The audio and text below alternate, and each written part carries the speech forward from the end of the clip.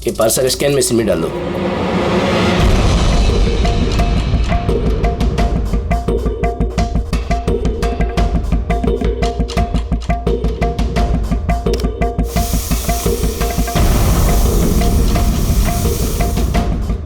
ये parcel reception में दे दो।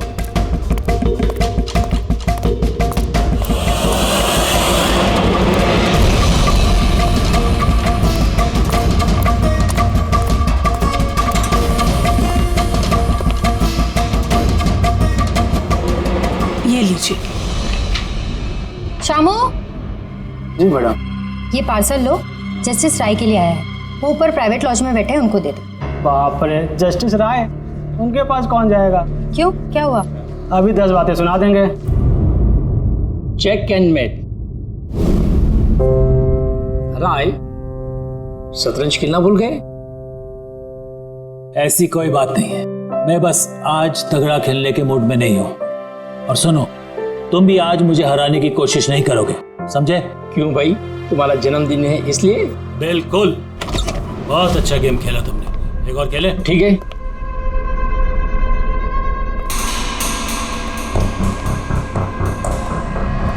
हेलो सर, राय सर। क्या है? हैप्पी बर्थडे सर, आपके लिए पार्सल आया। ठीक है, रखो इधर, रखो इधर आओ। अब क्या हुआ सर? ये लो। Thank you sir, thank you very much sir. Happy birthday sir. कुछ चाहिए तो बोलिएगा सर। ठीक है। उसने सोचा भी नहीं होगा डांट की जगह टिप मिलेगी। ये सब लोग ना मुझे घूसट और खड़ूस समझते हैं, लेकिन मुझे इससे कोई दिक्कत नहीं है। इनफैक्ट मुझे मजा आता है। अरे ये सब छोड़ो, पैकेट खोलो ना, क्या है?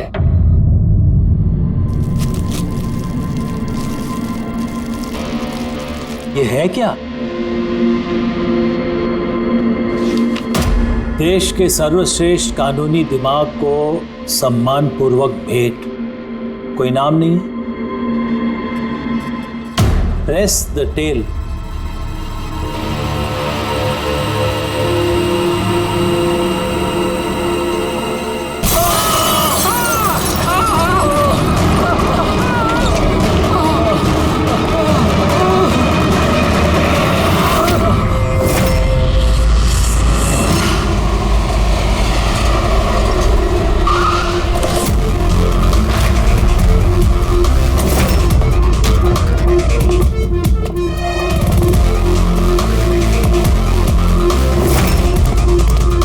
आपने कहा था बॉम्ब ब्लास्ट हुआ? हाँ सर, लॉन्च में सर। वो दोनों वहीं थे सर।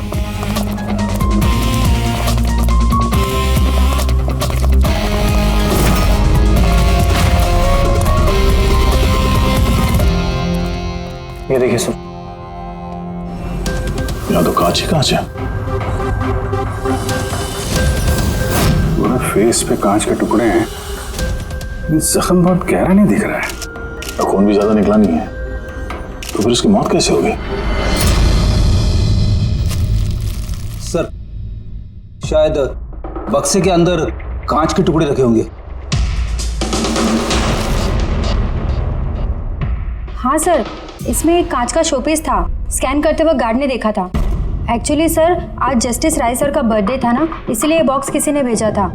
लेकिन सर, ये बॉक्स तो मेटल डिटेक्टर स्कैनर सबसे क्लियर होके आया था, फिर पता नहीं क्यों ये सब हो गया। सर, हमारे ज़्यादातर क्लाइंट्स हाई प्रोफाइल जजेस और लॉयर्स हैं, और उनमें से ज़्यादातर ऐसे हैं जिनकी जान को खतरा है, इसलिए हम उनकी सिक्योरिटी और प्राइवेसी का पूरा ख्याल रखते हैं सर। तो आज क्या हुआ? हाँ? Sir, press the tail. क्या है ये? जो कुछ इस बॉक्स में होगा शायद उससे रिलेटेड है। ये पार्सल तो जस्टिस राय के लिए था। ये जस्टिस लाल बिना वजह मारे गए। शौपथन, अब ये ऑनलाइन शॉपिंग की गई है। चारों तरफ कांच बिखरे हैं। इन लोगों का कहना था कि धमाका हुआ है, और अगर पैकेट के अंदर कांच था तो धमाका हुआ कैसे? और अगर यहाँ पे बॉम्ब ब्लास्ट हुआ था तो फिर मेटल या प्लास्टिक के टुकड़े या फिर बारूद कुछ तो होना चाहिए था। ऐसा कुछ भी नहीं है यहाँ पे। एक काम करो, ये बॉडी और ये कार्ड इसको फॉरेंसिक लैब में भेज दो। और पूर्वी, ये जस्टिस राय का मोबाइल फोन चेक करो। मेटल डिटेक्टर वहाँ, स्कैनर वगैरह तो सब है। अगर पार्सल में बॉम्ब था तो डिटेक्ट कैसे नहीं हुआ? सर पार्सल में ऐसा कुछ था ही नहीं साहब, मैंने ध्यान से देखा था और स्कैनर मशीन में साहब सिर्फ कांच का सामान ही दिख रहा था। अच्छा, इस स्कैनर की फुटेज स्टोर तो होती होगी? हाँ सर, फुटेज 24 घंटे तक सेव रहती है और उसके बाद अपने आप डिलीट हो जाती है। ओके, वो फुटेज देख सकते हैं हम लोग?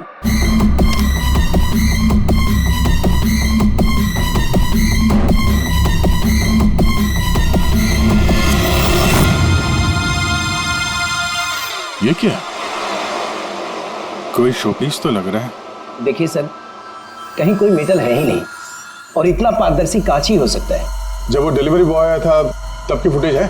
हाँ सर, पर कल बारिश की वजह से सीसीटीवी कैमरा खराब हो गया था। आप कह रहे थे सिक्योरिटी का बड़ा इंतजाम है, ये आपका इंतजाम है? Sorry sir.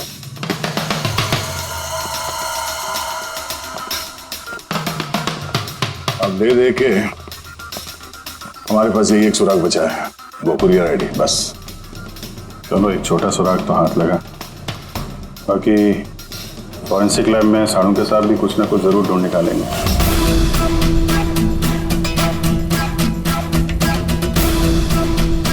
ये गुत्थी तो सूरज ही नहीं रही है। समझ में नहीं आ रहा है आखिर ये हुआ कैसे। जैसा कि तू कह रहे तेरे समझ में नहीं आ रहा कि इन दोनों की मौत हुई कैसे? नहीं नहीं, ये समझ में आ गया कि इनकी मौत कैसे हुई है। ये जो कांच के टुकड़े हैं ना, इनमें जहर है, इसकी वजह से इनकी मौत हुई है। कांच के टुकड़े जहरीले थे? हाँ, वो जो कांच का शोपीस बना था ना, तो शोपीस बनाते वक्त जब कांच को पिघलाया गया तब खूनी ने उसमें जहर मिला दिया। जब कांच ठंडा हो गया तो जहर पूरे के पूरे कांच में फैल गया। कोई सोच भी नहीं सकता था बॉस। और सर, जब हमने इन कांच के टुकड़ों को टेस्ट किया तो पता चला कि इसमें एक ऐसा जहर मिला हुआ था जो कोई भी अपने घर पे बना सकता है। सर, आप तो बोल रहे थे कि ये गुत्थी सुलझी नहीं है, मगर आपने तो पूरा केस ही सॉल्व कर दिया है। नहीं नहीं नहीं पंकज, ये केस सॉल्व नहीं हुआ है। सिर्फ ये पता लगा है कि कांच के टुकड़े जहरीले थे। बस ये केस जितना सिंपल दिख रहा है उतना सिंपल है नहीं। लेकिन सर, इसमें इतना कंफ्यूजन क्या है?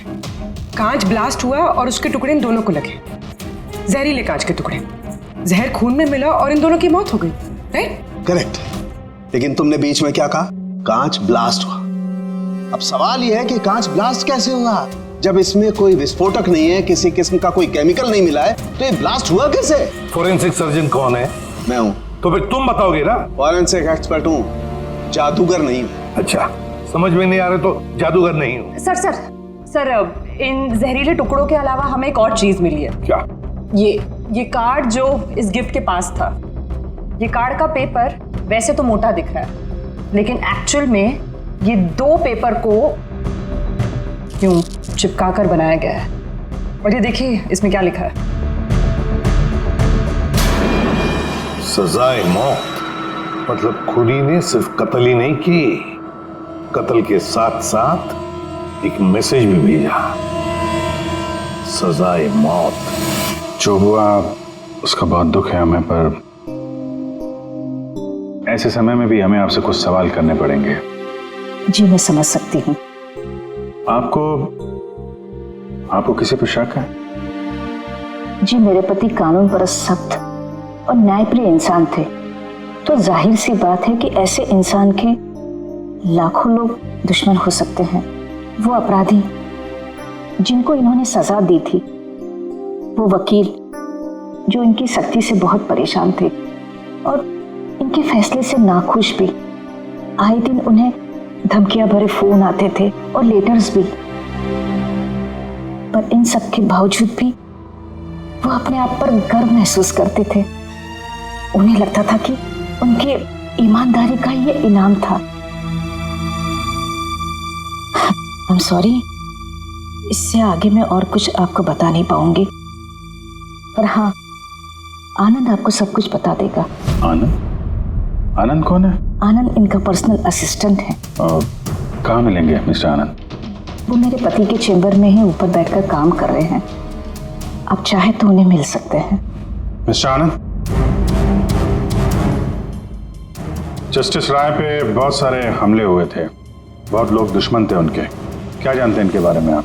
सर, उनको धमकी देने वाले लोगों की कमी नहीं थी। अच्छा, ऐसे कितने लोग थे जिन्होंने जान से मारने की धमकी दी थी?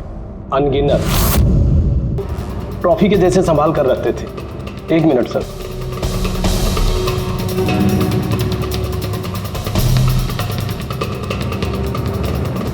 ये रही उनकी ट्रॉफीज। ये सचमुच ज्यादा है। लोग उन्हें बहुत सख्त समझते थे, लेकिन सच पूछो तो सर बड़े ईमानदार और न्यायप्रिय थे। यहाँ तक वकील भी उनसे डरते थे और अपराधी उनके नाम से कांपते थे। धमकी भरे खत तो ठीक है, लेकिन ये पत्थर और स्याही क्यों? कई साल पहले किसी ने खिड़की से पत्थर फेंका था तो सर ने पत्थर भी रख लिया था। और ये स्याही की बॉटल? अरे सर ये तो कुछ ही महीने पहले की बात है।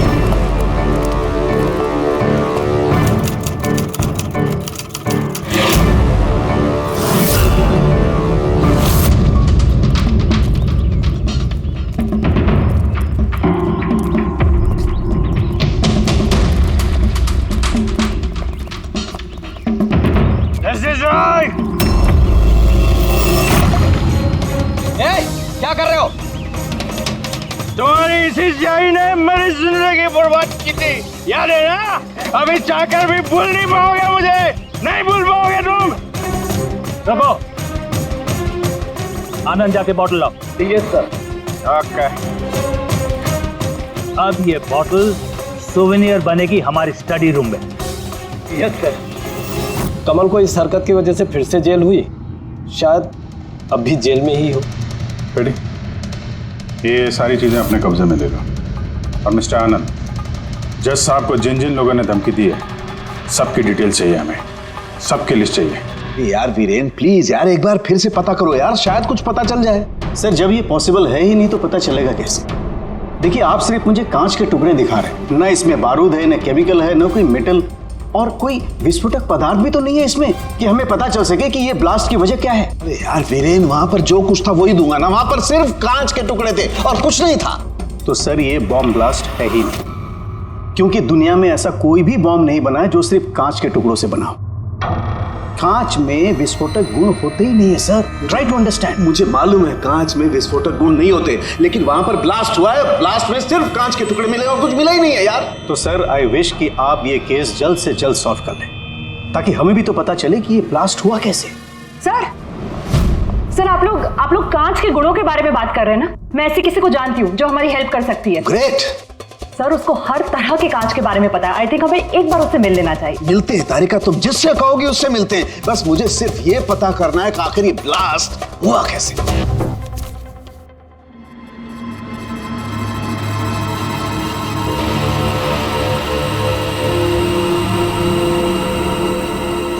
हाँ भाई, कहाँ तक पहुँचा? सर बस 2 मिनट हो जाएगा, 2 मिनट। ओके, देखें पूर्वी को क्या मिला। फोन से कुछ पता चला राय साहब के? हाँ सर, कुछ अजीब से मैसेजेस मिले हैं जस्टिस राय और जस्टिस लाल के बीच।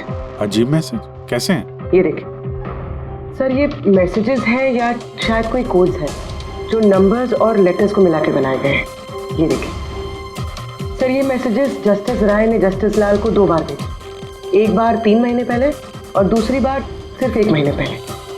अब या तो ये इन दोनों दोस्तों के बीच का कोई सीक्रेट कोड है, या तो फिर कोई ऐसी खास बात है जो जस्टिस राय जस्टिस लाल को बताना चाहते हैं। एक काम करो, ट्राई करो डिकोड करने के लिए, देखो कुछ पता चलता है क्या। हाँ, ये लिस्ट पूरी हुई? हाँ सर, जस्टिस राय के पीए आनंद ने जो हमें धमकियों के बारे में बताया था सर, उस हिसाब से हमने ये 3 सस्पेक्ट की लिस्ट बनाई है। 3 भागों में क्यों, क्या है? अब यहाँ पे जितने लोग हैं इनमें से सभी लोगों ने कभी ना कभी जस्टिस राय को धमकी दी है, और इनमें से ज्यादातर लोग जेल में भी है।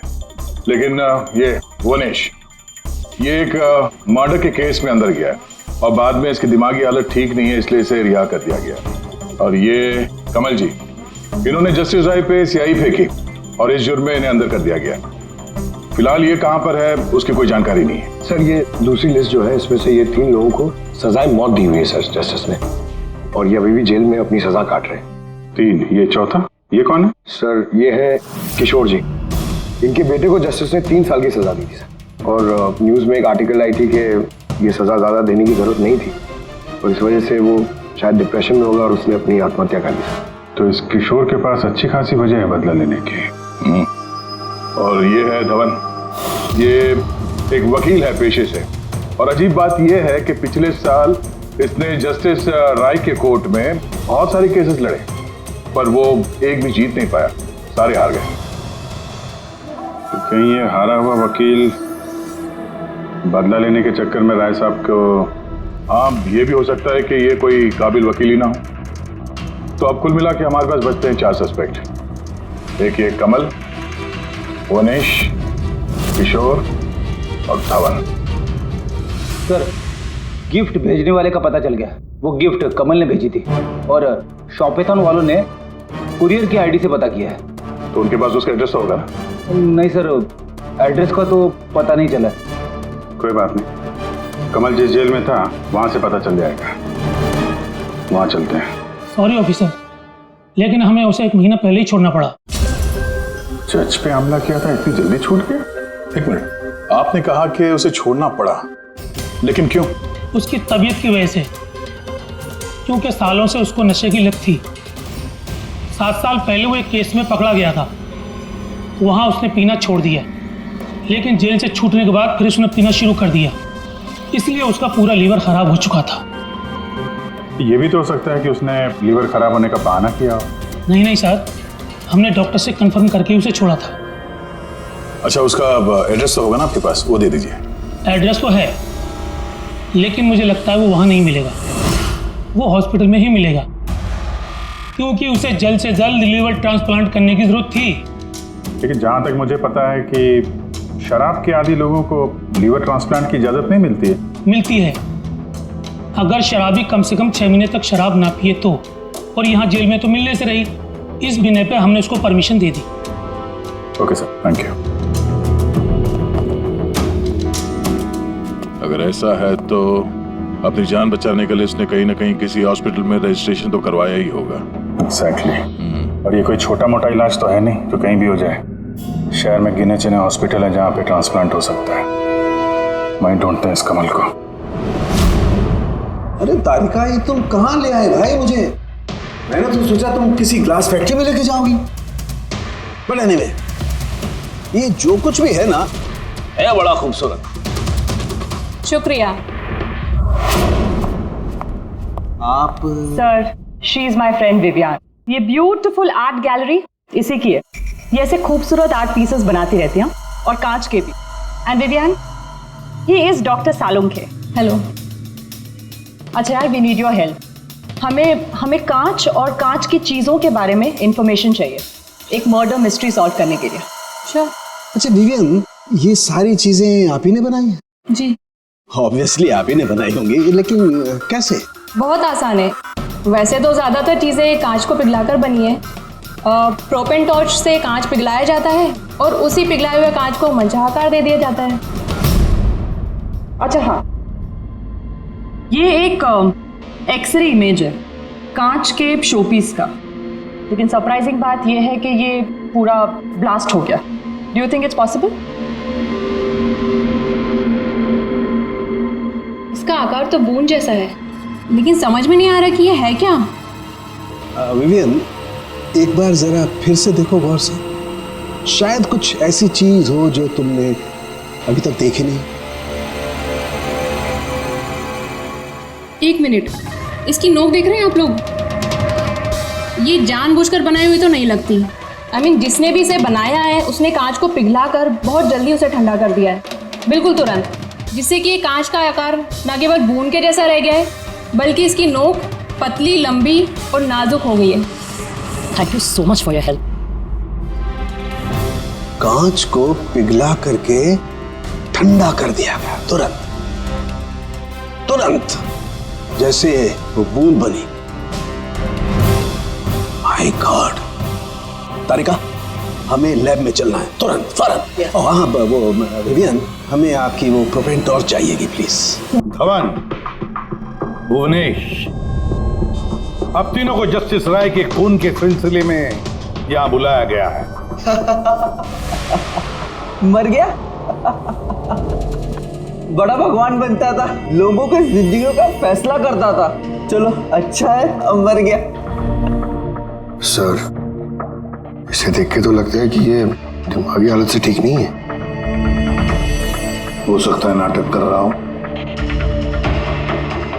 असाइलम की अटेंडेंस स्लिप है इसकी।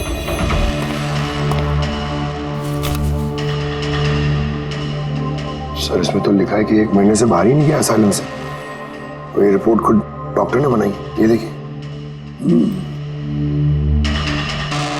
ठीक है, ले जाओ इसे। चलो चलो उठो।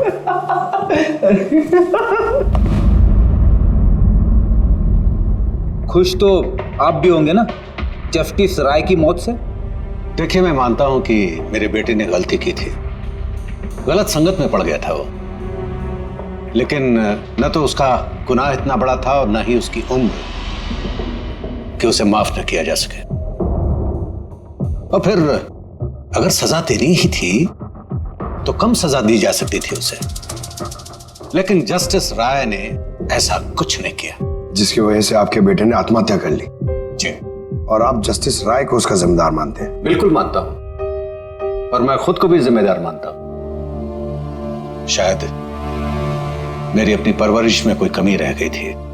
और धवन जी, आपने पिछले साल में जस्टिस राय के कोर्ट में 17 केसेस लड़े हैं और आप 17 के 17 केसेस हार गए। आपको भी गुस्सा आया होगा, इसलिए आपने तो इस वजह से मैंने उनका खून कर दिया, ऐसा सोच रहे हैं आप? इससे बचकानी सोच कोई हो ही नहीं सकती। इस वजह से कोई किसी का खून करता है क्या? इस जजमेंट की वजह से आपके क्लाइंट्स आपको छोड़कर चले गए, वकील के तौर पर आपकी बदनामी हुई। जस्टिस राय ने ना सिर्फ आपके खिलाफ जजमेंट दी, बल्कि आपके प्रैक्टिस के खिलाफ, आपकी वकालत के खिलाफ जजमेंट दी। सर, मैं मानता हूं आपने जो कुछ भी कहा सच है, लेकिन इससे यह कतई साबित नहीं होता कि मैंने उनका खून कर दिया है। धवन जी, साबित नहीं हुआ तो क्या हुआ, हो तो सकता है ना। देखिए सर, मेरी इतने सालों की प्रैक्टिस है, इस पेशे में कोई नया नहीं हूं मैं। सर, मैंने इतने सालों तक मेहनत करके बहुत नाम कमाया है, लोग जानते हैं मुझे। और सर, जिस वक्त जस्टिस राय का खून हुआ, उस वक्त मैं कहां था, क्या कर रहा था, किसके साथ था, इन सब बातों का ब्यौरा दे सकता हूं मैं, वो भी गवाहों और सबूतों के साथ। एक बात मत भूलिए धवन जी, खून एक पार्सल की वजह से हुआ है, और जिस वक्त खून हुआ उस वक्त खूनी वहां पर मौजूद नहीं था, समझे आप? इसलिए आपके गवाह और आपके सारे सबूत हमारे लिए कोई मायने नहीं रखते। आप सिर्फ भूलिएगा मत कि जब तक ये केस सॉल्व नहीं होता, आप हमारे शक के दायरे में हैं।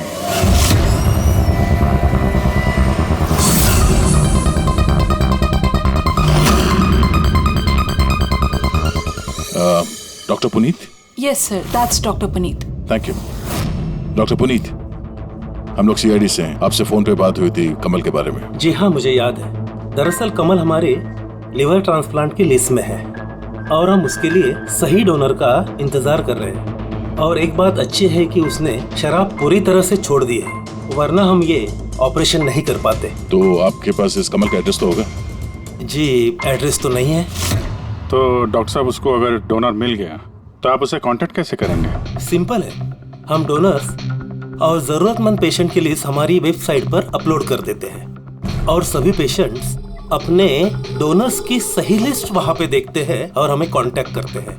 अगर कमल अपना नाम लिस्ट में देख लेता है तो यकीनन वो यहाँ आ जाएगा। ये तो बहुत अच्छी खबर है। डॉक्टर साहब, आपको हमारा एक काम करना होगा। पिघले हुए गरम गरम कांच को तुरंत ठंडा करना है, तुरंत। और पानी से ज्यादा अच्छा ये काम और कौन कर सकता है?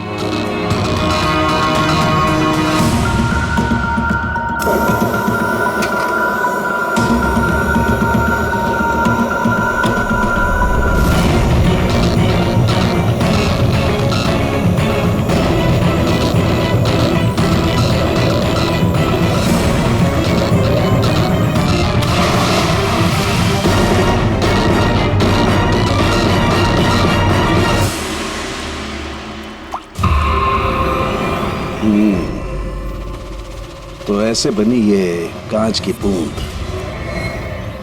लेकिन जस्टिस राय की जिस बूंद से मौत हुई थी वो तो काफी बड़ी थी। मैं भी एक बड़ी बूंद बनाने की कोशिश करता हूं।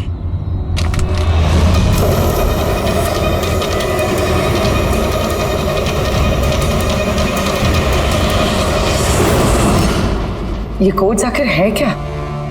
कुछ पता ही नहीं चला। My God!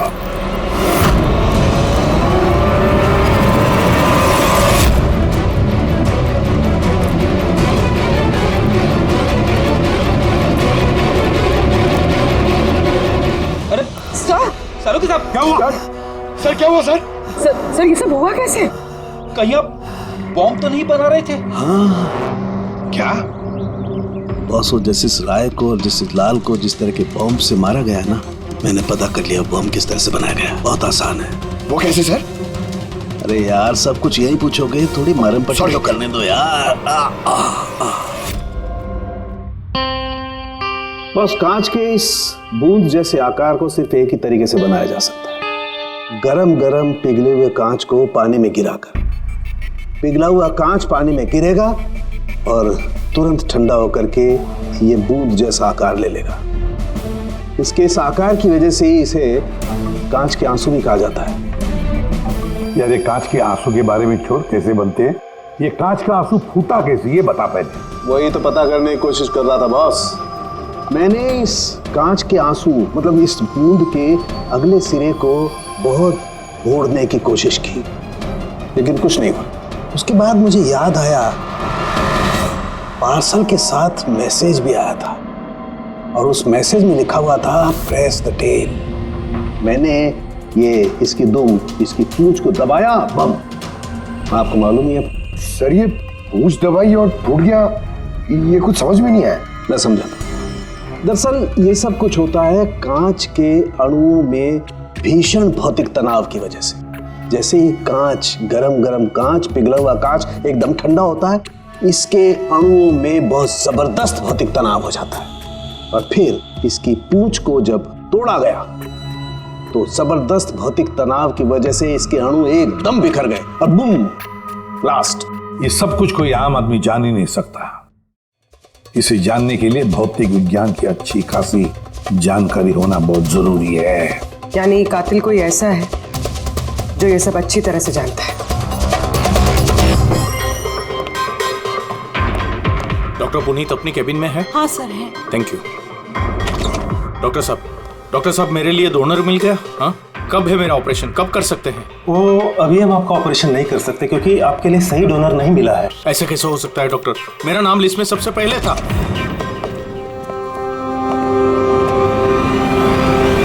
देखिए, मेरी सजा काट चुका हूँ पूरी तरह से, फिर आप लोग मुझे कहाँ लेके जा रहे हैं? मैंने ऐसी कोई गलती भी नहीं की है। जस्टिस राय का खून हो गया है।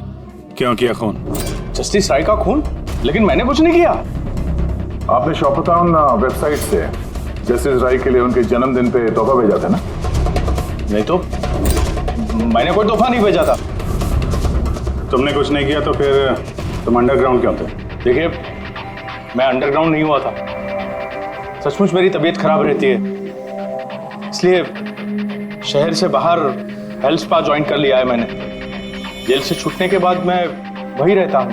और वो पार्सल, कांच का अजीब सा शोपीस जो आपने जस्टिस राय को भेजा था शॉपटाउन वेबसाइट से, जिसपे आपका कॉन्टैक्ट डिटेल्स भी था? हाँ, मैंने शॉपाथॉन वेबसाइट से शॉपिंग जरूर की है और पार्सल भी भेजा है, लेकिन जस्टिस राय को नहीं भेजा। मैंने मेरी बेटी को भेजा है क्योंकि उसका जन्मदिन था।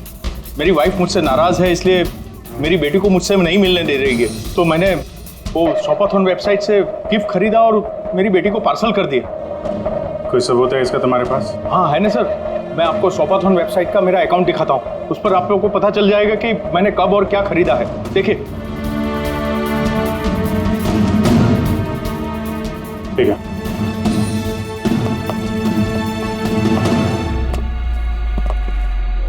ये आदमी तो वाकई सच बोल रहा। इसने तो वो गिफ्ट अपने बेटी के लिए खरीदा था, और वो भी जस्टिस राय की मौत के 2 हफ्ते पहले। मतलब कातिल जानबूझ के हमारा ध्यान इसकी तरफ भटका रहा था। यानी वो जो कोई भी है, उसे कमल की पूरी हिस्ट्री के बारे में मालूम था। उसने उसके घर से वो पार्सल का डब्बा चुराया, उसमें कांच का सामान रखा और किसी तरह से जस्टिस राय तक पहुंचा दिया। कातिल वही है जिसने ये पार्सल जस्टिस राय तक पहुंचाया।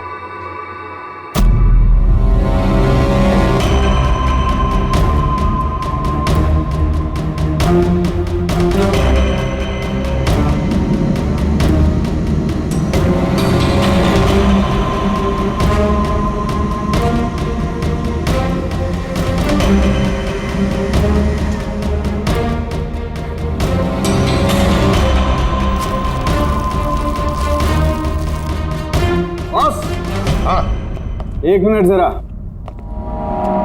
तो से देखो, इस एड्रेस के नीचे की तरफ एक और एड्रेस, और ये दोनों पते अलग अलग हैं। डैम इट, एक सुराग मिला था वो भी गलत निकला।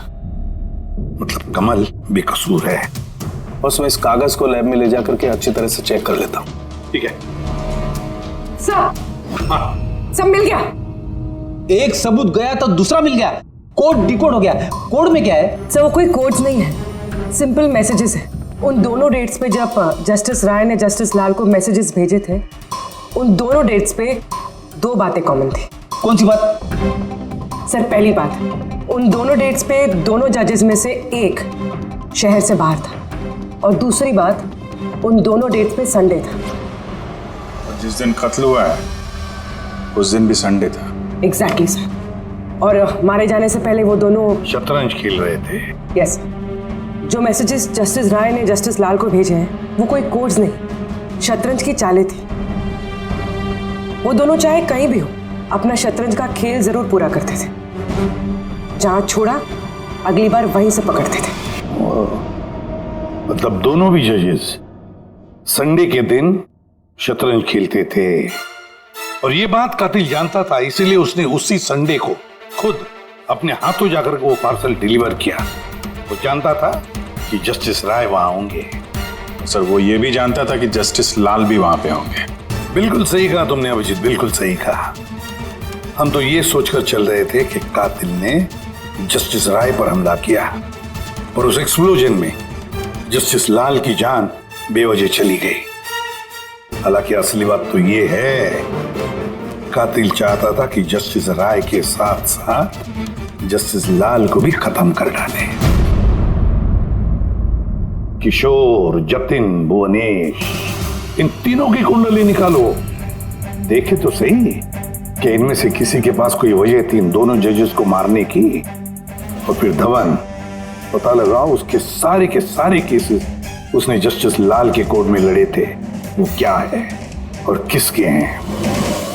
सर, हाँ सर, धवन के बारे में पता करके आ रहा हूं। जस्टिस लाल के कोर्ट में सर वो 100 में से 75 केसेस आ रहा था। सर, हाँ सर, जतिन के जेल रिकॉर्ड्स मिल गए। उसके वकील ने डिप्रेशन के बिना पे जतिन को छोड़ने की अपील की थी, और उसकी अपील ठुकरा दी गई थी। जज कोई और नहीं, जस्टिस लाल ही थे। तो जतिन के पिता किशोर के पास अच्छी खासी वजह है कत्ल करने की, पर इतना पेचीदा प्लान वो बना पाएगा? वही तो सर, किशोर एक स्कूल टीचर है, उसे कैसे पता होगा कि कांच के आंसू से किसी की जान जा सकती है? ये तो इस बात पर निर्भर है कि ये किशोर मास्टर जी स्कूल में कौन सा विषय पढ़ाता है। पता लगाओ ये कौन सा सब्जेक्ट पढ़ाता है स्कूल में। रही बात धवन की, उसके पास तो एलिबाई है, तो बस इन दोनों के एलिबाई फिर से चेक करो अच्छी तरह से। बच्चों, आज मैं तुम्हें एक नया एक्सपेरिमेंट सिखाऊंगा। जानते हो किसका? कलर्स का एक्सपेरिमेंट। रेडी? ये देखो, दूध है। अब मैं इसमें डिफरेंट कलर्स के एक एक ड्रॉप डालूंगा।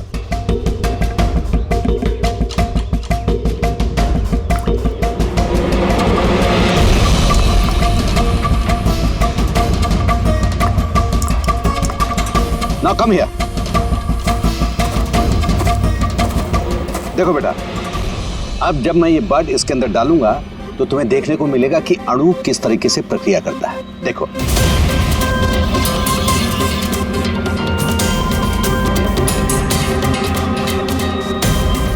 देखा? इसे कहते हैं विज्ञान का जादू। कमाल है।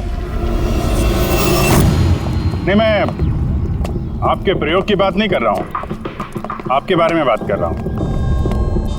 आपने कभी बताया नहीं कि आप विज्ञान पढ़ाते हैं? आप लोग यहाँ, मैं तो बस वो प्राथमिक विज्ञान पढ़ाता हूँ। आपने बच्चों को वो कांच के आंसू वाला प्रयोग दिखाया नहीं? कैसे पूंछ दबाते ही ब्लास्ट हो जाता है। हाँ? आप क्या बात कर रहे हैं? मुझे नहीं पता। आपको सब पता है। अब जरा इन बच्चों को जाने के लिए कहिए। बच्चों, आज के लिए छुट्टी, बाकी की पढ़ाई कर जाओ तुम लोग। प्रोफेसर को पहचानते हैं आप?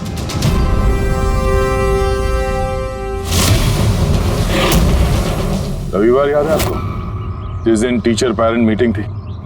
और उसी दिन जस्टिस लाल और जस्टिस राय का खून भी हुआ था। उस दिन आप आए नहीं थे, एब्सेंट थे। इस केस में जिन लोगों पे हमें शक था उनकी आलिबाइस, यानी कत्ल के वक्त वो कहाँ थे, किसके साथ थे, उसका पूरा ब्यौरा सबूत के साथ हमारे पास है, सिवाय आपके। रविवार को आप कहाँ थे? मैं घर पे ही था। मेरी तबीयत नहीं ठीक थी, इसलिए मैं जा नहीं पाया। झूठ, आप घर पे नहीं, क्लब हाउस में थे। जस्टिस राय को वो पैकेज डिलीवर करने गए थे। अगर मैं मान लूं कि आप ठीक कह रही हैं, कोई सबूत है आप लोगों के पास?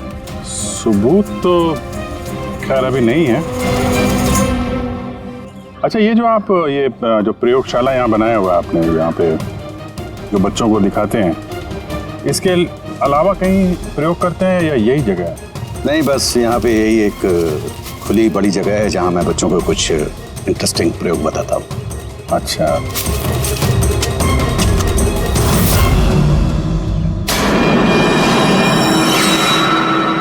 सर। आप अंकल? अरे, आप लोग वहां कहाँ जा रहे हैं?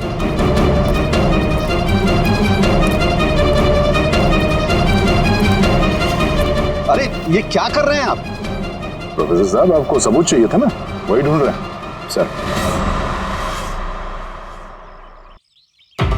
पहचान रहे ना इसे आप? ये तो एक टुकड़ा है, ऐसे बहुत सारे टुकड़े यहाँ मिलेंगे अगर यहाँ पे आसपास खोदा गया तो। क्या आपको भी पता है? ये कोई साधारण कांच के टुकड़े नहीं है डॉक्टर साहब। आपने जो एक्सपेरिमेंट्स किए थे और जो प्रयोग सफल नहीं हुए, आपने उन कांच के टुकड़ों को लाकर यहाँ पर दबा दिया, है ना? अभी आप सच बोलेंगे कि इस कांच को हम जाके टेस्ट करें? क्योंकि अगर इसने टेस्ट किया तो इसमें वो जहर जरूर मिलेगा। हाँ, मैंने ही उन दोनों को मारा है, क्योंकि उन दोनों ने मिलकर के मेरे बेटे को मारा। मैंने उसी वक्त ठान लिया था कि इन दोनों से अपने बेटे की मौत का बदला लूंगा। मैंने इन दोनों पे निगाह रखना शुरू किया। एक दिन बच्चों के लिए इंटरनेट पे कुछ अनोखे प्रयोग ढूंढ रहा था मैं, तभी मुझे ये कांच के आंसू का प्रयोग मिला। मैंने सोच लिया कि अपने बेटे को इंसाफ दिलाने का यही एक तरीका है। मुझे पता था कि कमल जस्टिस राय पे स्याही फेंक चुका है और अभी अभी जेल से छूटा है। मुझे उसकी बेटी के बारे में भी पता था। मैं जानता था कि वो उसे बर्थडे गिफ्ट जरूर भेजेगा। अरे भाई साहब, ये भी लेना।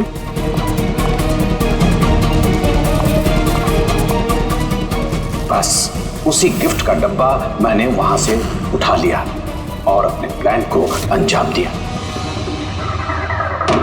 मैंने उसे बहुत सावधानी से पैक किया।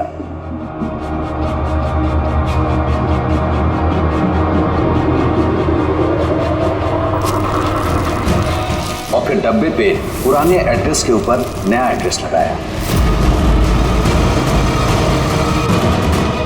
फिर मैंने उन दोनों की मौत का सामान वहां पहुंचा दिया। मुझे जो करना था मैंने कर दिया। मैंने उन दोनों से अपने बेटे की मौत का बदला ले लिया, उसे इंसाफ दिला दिया। इंसाफ नहीं, सिर्फ बदला था, जिससे ना तो तुम्हारे मरे हुए बेटे की आत्मा को शांति मिलेगी और ना ही उन बच्चों को जो तुम्हें अपना गुरु मानते हैं। हाँ, तुम्हारी इस गलती से उन्हें सबक जरूर मिलेगी। अपनी बची हुई जिंदगी जेल में काटते हुए शायद आप भी अपना सबक सीख ही लेंगे।